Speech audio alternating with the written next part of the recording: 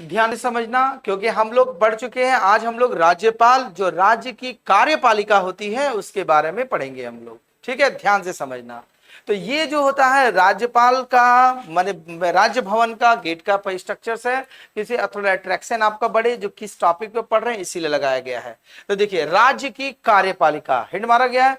तो राज्य की कार्यपालिका का जो प्रधान माना जाता है वो राज्यपाल को माना जाता है। ठीक है, राज्यपाल प्रधान होते हैं, लेकिन उनका जो कार्य करते हैं वो उस राज्य के मुख्यमंत्री और मंत्री परिषद करते हैं, याद रखिएगा। लेकिन जिस प्रकार जैसे सेंट्रल का जो सहायता करने के लिए मंत्री परिषद होता है, मंत्री बताए थे ना, जहां पर प्रधानमंत्री राष्ट्रपति की सहायता के लिए प्रधानमंत्री होते हैं, उसमें मंत्री परिषद होता है। उसी प्रकार किसी राज्य के राज्यपाल की सहायता के लिए मंत्री और मंत्री परिषद होते हैं। ठीक है, राज्यपाल जो होता है उस राज्य का कार्यपालिका का प्रधान माना गया है केवल। ठीक, अब देखो, जैसे हमारा राज्यपाल, तो हमारे संविधान में वर्णित है कि हमारे हर राज्य में एक राज्यपाल होना चाहिए। वो संविधान के किस अनुच्छेद के तहत बताया गया है? देखो पहले लिखे हैं, किस अनुच्छेद के तहत बोलिएगा? संविधान के किस अनुच्छेद के तहत? 153 के तहत बताया गया है कि हर राज्य में एक राज्यपाल होना चाहिए। राज्य की कार्यपालिका का प्रधान किसे माना गया है? राज्यपाल को। किसे माना गया है? राज्यपाल को। पूरा एनर्जी में आ जाइए।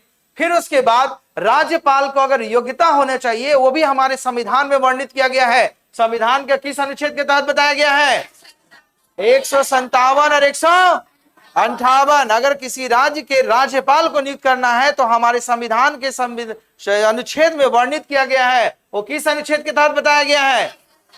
157 और 158। तो पहला नहीं भूलिएगा कि किसी भी राज्य में राज्यपाल की नियुक्ति करना है तो हमारे संविधान में वर्णित है। और वो संविधान के किस अनुच्छेद में वर्णित है? 153। किसी भी राज्य के कार्यपालिका का प्रधान किसे माना जाता है? राज्यपाल को। राज्यपाल की योग्यता का वर्णन किस अनुच्छेद के तहत बताया गया है? 157, 158। ऐसे मुड़ जाओ। अभी देखो बॉडी में कैसे एनर्जी आ रहा है, टेंशन क्या ले रहे हो? देखो, राज्यपाल, तो राज्यपाल जैसे बताया गया था कि जो भी चीज हमारे, चाहे राष्ट्रपति की नियुक्ति करना हो, राज्यपाल की नियुक्ति करना हो, प्रधानमंत्री हो या मंत्री परिषद हो, हमारे संविधान में वर्णित किया गया है। उसी प्रकार राज्यपाल की जो नियुक्ति करना है हमारे संविधान के भाग 6 में वर्णित है। कौन से भाग में वर्णित किया गया है? भाग 6 में क्या बताया गया है कि राज्य की शासन के लिए प्रावधान किया गया है, जिसमें राज्य की कार्यपालिका का प्रमुख किसे बताया गया है? राज्यपाल को। और राष्ट्र की कार्यपालिका का प्रमुख राष्ट्रपति को। अगर राष्ट्र के बोला जाएगा तो राष्ट्रपति, और राज्य का बोला जाएगा तो राज्यपाल। ठीक है, राष्ट्रपति जिसमें पढ़ाए थे बता दिए थे। तो उसी प्रकार बोला गया, यह प्रत्यक्ष रूप से, देखो डायरेक्ट नहीं, या अधीनस्थ अधिकारियों के माध्यम से इसका उपयोग करते हैं। मतलब ये राज्य का प्रतिनिधि करते हैं, लेकिन ये कार्य नहीं करेंगे। कार्य करने के लिए मंत्री परिषद और मुख्यमंत्री की नियुक्ति की जाती है। याद रहेगी बात? उसके बाद देखिए, वही लिखा गया है, राज्यों के राज्यपाल की स्थिति कार्यपालिका के प्रधान की होती है, जो पहले बता चुके हैं आपको। परंतु वास्तविक शक्ति किसके पास होता है? मुख्यमंत्री के नेतृत्व में मंत्री परिषद में निहित होती है। मतलब जो जिस राज्य का मुख्यमंत्री रहेगा और उसका मंत्री परिषद मतलब वित्त मंत्री रहेगा, रक्षा मंत्री रहेगा, एजुकेशन मिनिस्टर रहेगा, कानून मिनिस्टर रहता है, हर राज्य का रहता है, तो उसके अंडर में प्रतिनिधित्व करते हैं। लेकिन कोई भी अधिनियम ये पास करना है तो वो जाएगा, जब तक राज्यपाल का सिग्नेचर नहीं होगा तब तक वो मान्य उस राज्य में नहीं होता है। इसीलिए कार्यपालिका का, किसी भी राज्य के कार्यपालिका का प्रधान राज्यपाल को माना जाता है। किसको माना जाता है? राज्यपाल को। कोई दिक्कत नहीं। आगे देखो, जो अभी हमने समझाया शुरू में उसी के बारे में बताया, समझिए। जैसे बताया कि हमारे संविधान में वर्णित है कि हर राज्य में एक राज्यपाल होना चाहिए, एक राज्यपाल होना चाहिए। लेकिन संविधान में संशोधन करके भी बता दिया गया, जो 7वें संविधान संशोधन 1956 में पारित किया गया था, उसमें यह बताया गया है कि एक व्यक्ति, मतलब एक राज्यपाल एक से अधिक राज्य का नेतृत्व कर सकता है। वो संविधान संशोधित किया गया, लेकिन जिस समय संविधान बना था उस समय ये बात नहीं थी। तो बाद में संविधान संशोधन के द्वारा बता दिया कि एक राज्यपाल एक से अधिक राज्यों, कम से कम 2 राज्यों का भी नेतृत्व वो कर सकता है। ठीक है, तो वही लिखा गया है मूल संविधान के अनुच्छेद 153 में यह उल्लेखित था कि प्रत्येक राज्य में एक राज्यपाल होना चाहिए। किस अनुच्छेद के तहत? 153 के तहत। बाद में इस संविधान में संशोधन किया गया, 7वें संविधान संशोधन, जो कब किया गया था? 1956 में किया गया था। और उसमें बताया गया था कि एक राज्यपाल एक से अधिक राज्यों का भी नेतृत्व कर सकता है। इसके द्वारा पारंतिक जोड़ दिया गया, मतलब इसमें परंतु शब्द को ला दिया गया और बता दिया गया जिसके अनुसार एक ही व्यक्ति 2 या 2 से अधिक राज्यों के लिए राज्यपाल नियुक्त होता है। तो आप लोग भी कहीं सुने होंगे कि एक ही, जैसे झारखंड हुआ, बिहार हुआ, कभी कभी क्या होता है, जब बिहार का राज्यपाल झारखंड का भी मॉनिटरिंग करता है, जब तक नहीं होता है। ठीक, तो वो किस संविधान संशोधन के तहत किया गया था? 7वें संविधान संशोधन, जो कब पारित किया गया था? 1956 में पारित किया गया था। रहेगा यह बात, क्योंकि जिस समय हमारा संविधान बना था उस समय यह बात नहीं था अनुच्छेद 153 के तहत, लेकिन बाद में इसमें संशोधन कर दिया गया और कि एक राज्य में 2 राज्यों के लिए एक राज्यपाल एक से अधिक राज्यों का नेतृत्व कर सकता है। वो किस संविधान संशोधन के तहत? 7वें संविधान संशोधन, जो कब पारित हुआ था? 1956। कोई दिक्कत नहीं। अगला, राज्यपाल की योग्यता। जैसा कि हम लोग जानते हैं कि किसी भी राज्य के राज्यपाल होने के लिए उसमें कुछ योग्यता होना चाहिए, जिसका पहला कंडीशन वो भारत का नागरिक होगा, तभी वो राज्यपाल बनेगा। दूसरा, इसका वर्ष नहीं पूछोगे, जैसे उच्च न्यायालय के न्यायाधीश के लिए न्यूनतम आयु सीमा नहीं थी, लेकिन अगर राज्यपाल और राष्ट्रपति बनते हैं तो उसकी न्यूनतम आयु सीमा निर्धारित होती है। उसी प्रकार देखो, पहला कंडीशन है वो भारत का नागरिक होगा। दूसरा, कम से कम वो कितनी आयु सीमा होना चाहिए? 35 साल होना चाहिए। अगर कोई व्यक्ति राज्यपाल के लिए मनोनीत किया जाता है तो उसकी न्यूनतम आयु सीमा कितनी होनी चाहिए? 35 वर्ष, नहीं भूलोगे कभी। और ये किसी भी लाभ के पद पर नहीं होना चाहिए, मतलब वो किसी भी सरकारी के पद पर या किसी भी प्रॉपर्टी में 25% से ज्यादा का वो मालिकाना हक नहीं होना चाहिए। ठीक है, ये नहीं कि वो सरकारी अधिकारी भी है और वो राज्यपाल के नॉमिनेट होता है तो बन जाएगा, लेकिन जिस दिन वो राज्यपाल बनेगा उस दिन उसकी मान्यता जो होती है सरकार की खत्म हो जाएगी। मतलब अगर वो सरकारी पद पर व्यक्ति बैठा हुआ है तो उसकी मान्यता खत्म हो जाएगी। बताए थे राष्ट्रपति में, तो जो राष्ट्रपति का प्रावधान है वही राज्यपाल का प्रधान है। क्यों? क्योंकि राज्य का जो नेतृत्व करता है वो राष्ट्रपति का जो होता है नेतृत्व करता राज्यपाल होता है। किसी भी राज्य का मॉनिटरिंग करेंगे राष्ट्रपति, लेकिन उसका कार्यवाहक होता है राज्यपाल हर राज्य में। ठीक है, तो इसकी योग्यता बता दी गई है। भारत का, पहला बोलो क्या रहेगा? कस के बोलो, भारत का नागरिक होना चाहिए। उसकी आयु सीमा कितनी होनी चाहिए? 35 साल। वो किसी भी लाभ के पद पर नहीं होना चाहिए। अंतिम कौन है? बोलो बोलो। बनी है तो उसमें विधायक थी जिसमें वो बनी थी, तब वही तो बात है। नहीं, जिस समय वो बनी थी, तो जिस समय वो चुनाव राज्यपाल कर रही थी उस समय वो विधायक नहीं होगी, रिटायर। अगर सपोज दैट कि अगर है तो अगर राज्यपाल के लिए जिस दिन वो नॉमिनेटेड की उस दिन से उसकी मान्यता खत्म हो जाएगी और उसका पद को छोड़ना पड़ेगा। सपोज दैट कि आप एग्जांपल का तौर पर आप मतलब एज ए सरकारी गवर्नमेंट, सेंट्रल गवर्नमेंट का एम्प्लॉय है, ठीक, तो हमारे देश में तो ये संविधान बना कोई भी राज्यपाल के लिए नॉमिनेट कर सकता है। तो आप जब बनिएगा तो आप सरकारी कार्यवाहक से आपको इस्तीफा देना पड़ेगा, तब आप नॉमिनेट बनिएगा। ठीक है, उसी प्रकार विधायक और संसद का भी कहानी है, आप पढ़ा चुके हैं वो सब। जैसे कोई भी अगर अभी संसद का चुनाव होने जा रहा है तो अगर वो संसद बनेगा तो उसकी जो लाभ का पद उसको त्यागना पड़ेगा, तब उस संसद का पोस्ट पर खड़ा होगा, अन्यथा नहीं खड़ा हो पाएगा। सपोज करो आप एक सरकारी अधिकारी है, बोलेंगे हम संसद का चुनाव लड़ना चाहते हैं, तो नहीं लड़ पाइएगा, वो पद को इस्तीफा देना पड़ेगा और वो किसी अदालत के सम्मुख देना पड़ेगा कि नहीं हमें लाभ के पद पर नहीं है, तब जाकर के देखोगे उसे फॉर्म आता है, उस फॉर्म में मेंशन करना पड़ता है कि आप किसी लाभ के पद पर नहीं है, आपके पास किसी सरकारी प्रॉपर्टी का 25% से ज्यादा हिस्सेदारी नहीं है, ठीक है, आप पागलपन नहीं है, आप दिवालिया नहीं है, आपके ऊपर से किसी तरह क्रिमिनल मैटर नहीं है, तब जाकर के आप संसद का चुनाव लड़ सकते हैं, अन्यथा नहीं लड़ पाइएगा। जीतने से पहले, बाद नहीं, तो गया तो वहां तो फिर पहले दोनों पद, तब तो अगर अभी रहिएगा तब तो आप उस पद का दुरुपयोग नहीं कर सकते हैं। सपोज कीजिए आप कंपनी का मालिक बन जाइएगा, तो आपका कंपनी में मान ली 1000 एम्प्लॉय है, तो आप ही का फेवर में वोट दे देगा। तो पहले हटना है, तब जाकर के आप खड़ा हो सकते हैं, ठीक है। और ये जो होता है राज्यपाल का चुनाव, वो पब्लिक नहीं देता है, इसमें विधान परिषद, ठीक है।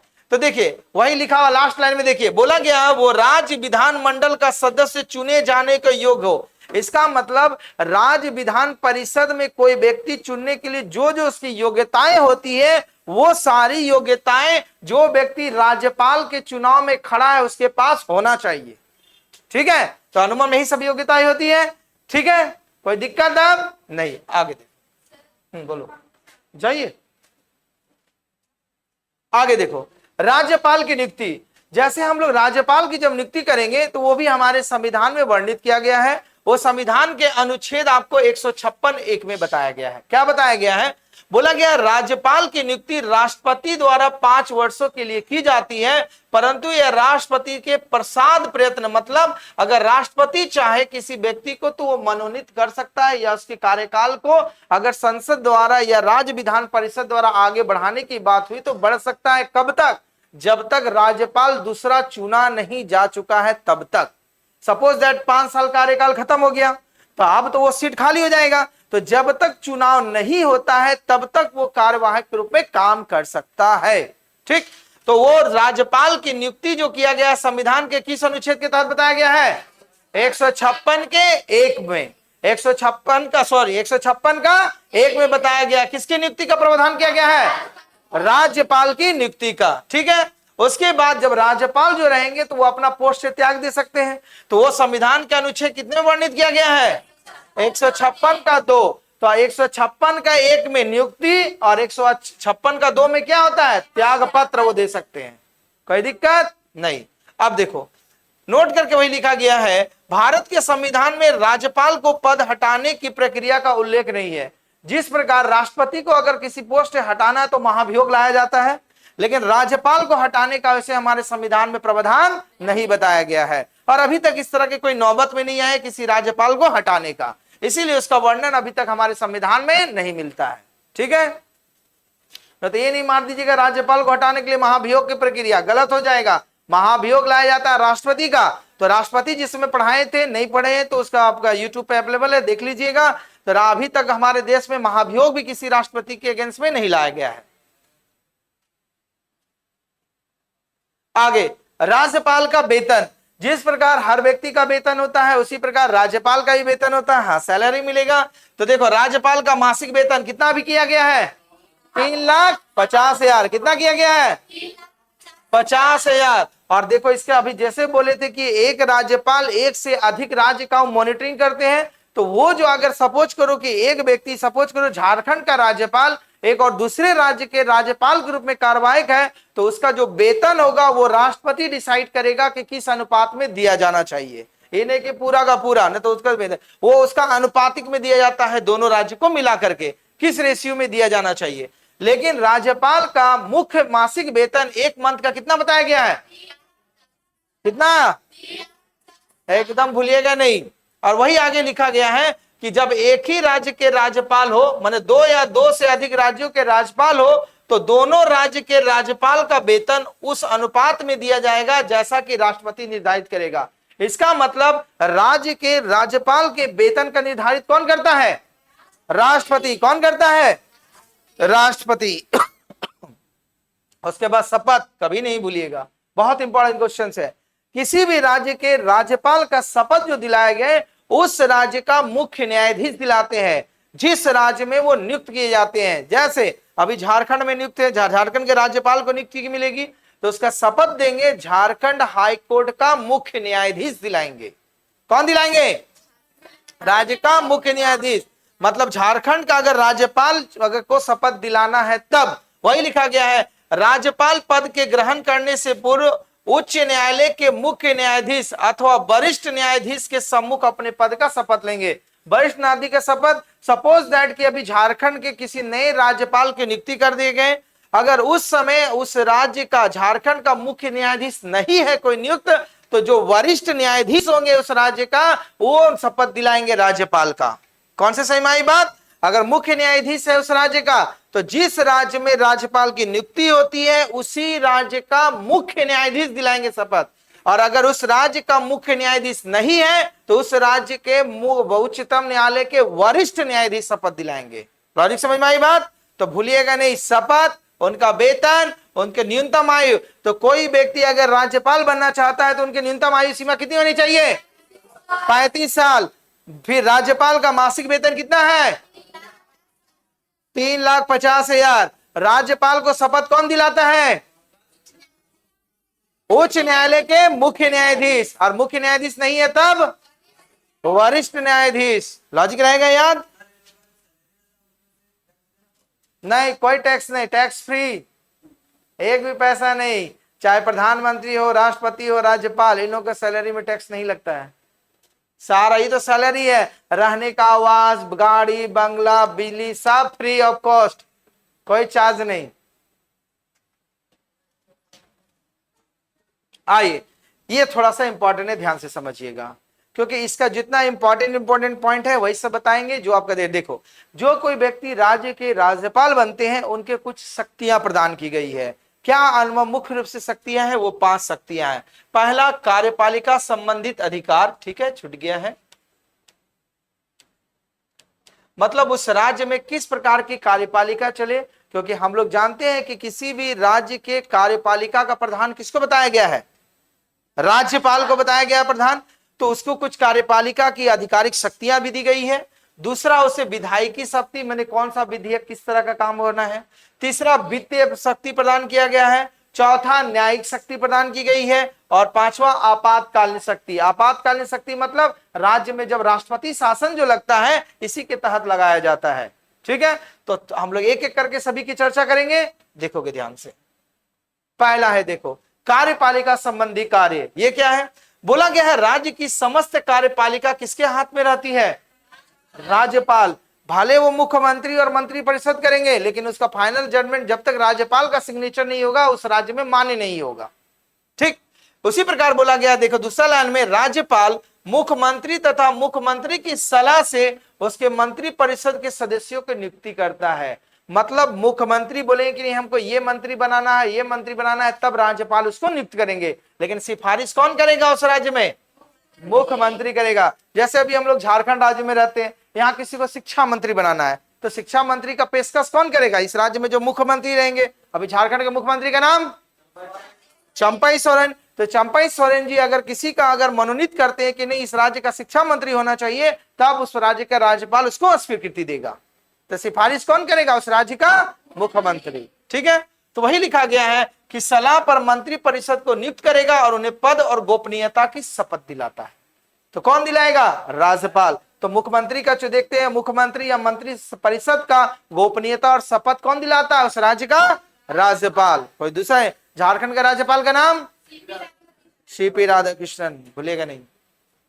अब देखिए, इसके अलावा राज्यपाल के पास कुछ और भी शक्तियां रहती है, जैसे उच्च अधिकारी को नियुक्ति करना।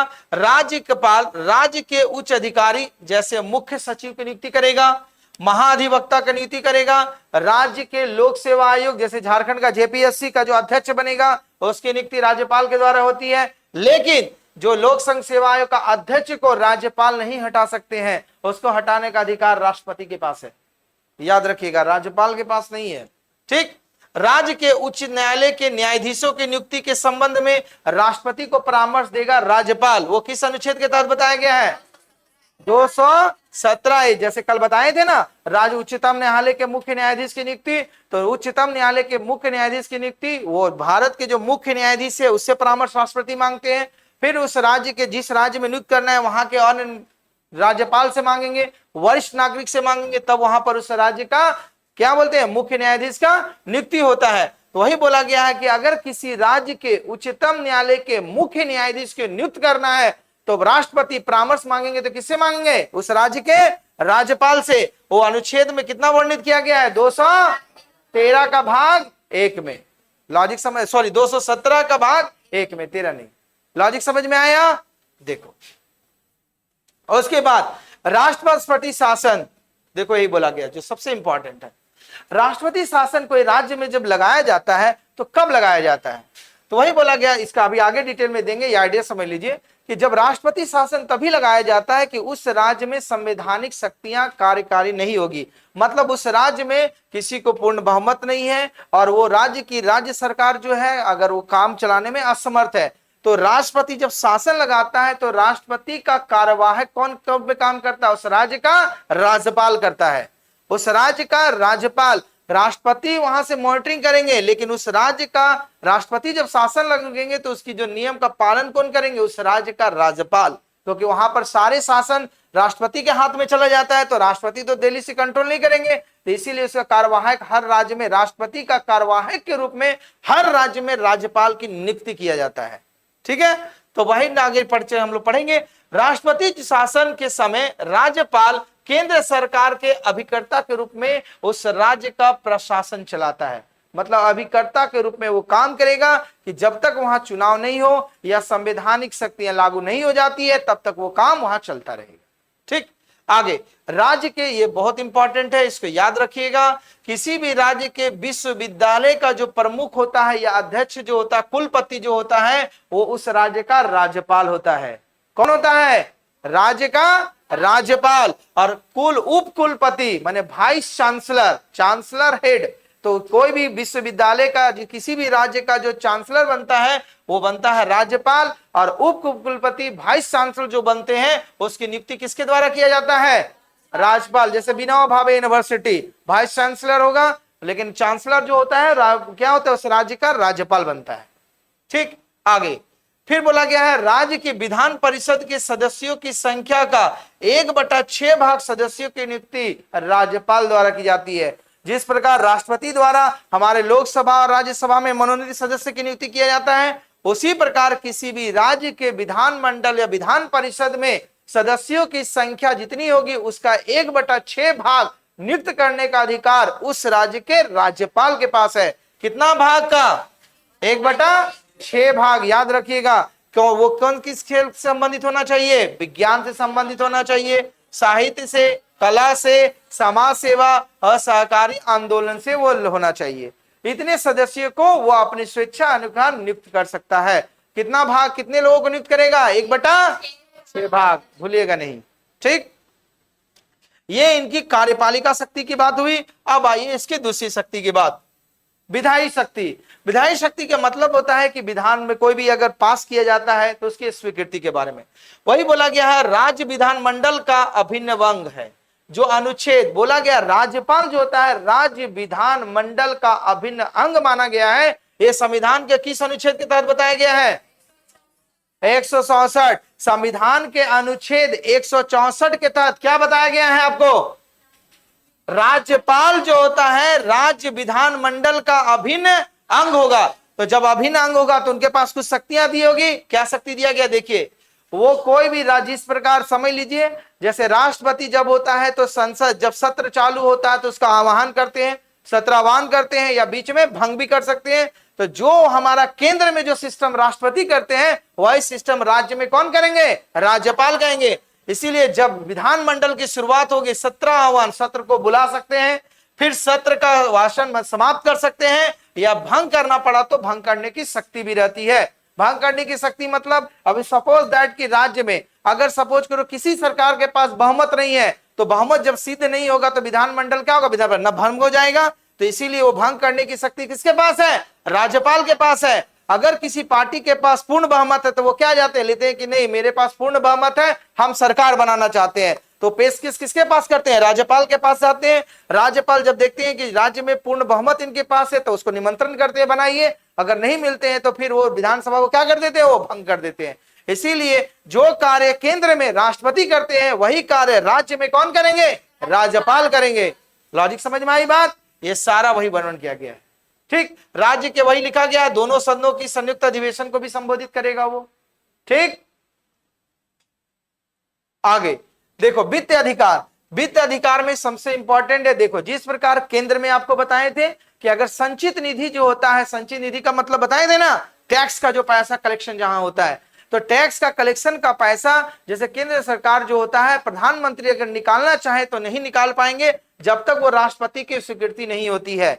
उसी प्रकार राज्य में भी संचित निधि जमा होता है, तो राज्य की संचित निधि का पैसा उस राज्य के मुख्यमंत्री बिना राज्यपाल की अनुमति के बिना उसका उपयोग नहीं कर पाते हैं। तो संचित निधि का जो पावर है किनके पास जमा है? राज्यपाल के पास है। नहीं तो पैसा रहेगा तो हर मुख्यमंत्री बनेगा, खजाना ही खाली, तो दिवालिया घोषित, फिर कहां होगा किसी का वेतन उतन कुछ नहीं। इसलिए संचित निधि मतलब हमारे भविष्य की स्थिति को सुरक्षित रखने के लिए किया जाता है। तो वही बोला गया है, देखो राज्यपाल प्रत्येक वित्त वर्ष में वित्त मंत्री को विधानमंडल के सम्मुख वार्षिक वित्त विवरण प्रस्तुत करने के लिए कहता है। मतलब हर राज्य में बजट पेश होता है, तो बजट जो पेश होता है वित्त मंत्री पेश करेगा, वित्त मंत्री, लेकिन किसकी सलाह पर? राज्यपाल पर, क्योंकि वही उसका विवरण करता है कि किस राज्य में कितना पैसा चाहिए, संचित निधि की आवश्यकता है, तब वो राज्यपाल अनुमति देंगे खर्च करने के लिए। वही नीचे में लिखा गया है, ऐसा कोई विधेयक जो राज्य की संचित निधि से खर्च निकालने के लिए व्यवस्था करता हो तो उस समय उस विधानमंडल द्वारा पारित नहीं किया जा सकता है जब तक राज्यपाल की स्वीकृति न हो या संतुष्टि नहीं हो। तो कोई व्यक्ति या वित्त मंत्री जैसे राज्य के संचित निधि से पैसा निकालना चाहेंगे तो पैसा तब तक नहीं निकलेगा जब तक राज्यपाल की स्वीकृति नहीं हो। राज्य के लिए राज्यपाल, केंद्र के लिए राष्ट्रपति, याद रखिएगा, ठीक है। लगभग दोनों की सिस्टम सेम चलती है। न्यायपालिका, जिस प्रकार राष्ट्रपति को क्या हो, किसी को क्षमादान, उसकी क्या होता है, आयु को घटाना, माने क्षमा को कम करना, क्षमा को साधारण करने का अधिकार है, उसी प्रकार राज्य में राज्यपाल को किसी भी व्यक्ति को क्षमादान वो कर सकते हैं, उसकी दंड की प्रतिलंबन की क्षमता को घटा सकते हैं। और अगर उसका किस अनुच्छेद के तहत बताया गया, आपका अनुच्छेद 161 के तहत बताया गया है कि किसी भी राज्य के राज्यपाल को उस राज्य का किसी भी व्यक्ति को क्षमा कर सकते हैं या उसके क्या बोलते हैं, अगर ये सजा को कम करने का अधिकार उस राज्य के राज्यपाल को दिया गया है। वो संविधान के किस अनुच्छेद के तहत बताया गया आपका? तो राज्यपाल किसी को क्षमा दान कर सकते हैं, वो किस अनुच्छेद के तहत? 161 के तहत बताया गया। तो वही सब सारा डिटेल में आपको लिख दिया गया है, ठीक है। अंतिम, आपातकाल शक्ति। आपातकाल जो अभी शुरू में बोले थे, राष्ट्रपति शासन लगाना। तो राष्ट्रपति शासन राज्यपाल अपने मन से नहीं लगा सकते हैं। वहां की स्थिति किस प्रकार है, तब वहां राष्ट्रपति शासन लगेगा। देखिए वही लिखा गया है, जब राज्यपाल को यह समाधान हो जाता है कि ऐसी परिस्थिति उत्पन्न हो जाए जिसमें राज्य की शासन संविधान के उपबंधों के अनुसार नहीं हो। संवैधानिक उपबंधों का मतलब किसी भी राज्य में अगर कोई बहुमत में कोई पार्टी है या कहे तभी हमारा सरकार बन सकता है, तो अगर किसी भी पार्टी को सपोज दैट बहुमत नहीं मिला तो संवैधानिक रूप से कोई मुख्यमंत्री तो नहीं बन सकता है। तो उस स्थिति में संवैधानिक रूप से मुख्यमंत्री नहीं बनेगा, तब क्या होगा, उसमें राष्ट्रपति शासन लागू कर दिया जाता है। क्यों? क्योंकि राज्यपाल वो लेटर लिखकर राष्ट्रपति महोदय को संबोधित करते हैं कि यहाँ पर संवैधानिक व्यवस्था नहीं है, तो यहाँ पर राष्ट्रपति शासन लगाना चाहिए। वही चीज लिखा हुआ है, देखो वह राष्ट्रपति को प्रतिवेदन भेजकर, वो राज्यपाल के पास वो राइट है संविधान के किस अनुच्छेद के तहत? संविधान के 356 के तहत किसी भी राज्यपाल को यह अधिकार मिला हुआ है कि राष्ट्रपति के पास प्रतिवेदन भेज करके संबोधित कर सके कि उस राज्य में संवैधानिक स्थिति सुदृढ़ नहीं है, यहाँ पर राष्ट्रपति शासन लगाना चाहिए। तब जाकर के उस राज्य में क्या लग जाएगा, राष्ट्रपति शासन लग जाएगा। वो संविधान के किस अनुच्छेद के तहत बताया गया है? 356 के तहत। तो यहां तक समझ में आई? तो यहां तक था आपका राज्यपाल का टॉपिक, जहां राज्यपाल की नियुक्ति कैसे होती है। राज्य की कार्यपालिका का प्रधान किसको माना गया है? राज्यपाल को माना गया है। राज्यपाल की नियुक्ति के लिए न्यूनतम आयु एज कितना है? 35 साल। ये दो टर्म को नहीं भूलिएगा। तो इस यहां तक आपका राज्यपाल हुआ, जो राज्य की कार्यपालिका शक्ति, एक राज्य का विधान परिषद बचेगा, तब इधर का सारे के सारे आपके टॉपिक खत्म हो जाएंगे। धन्यवाद।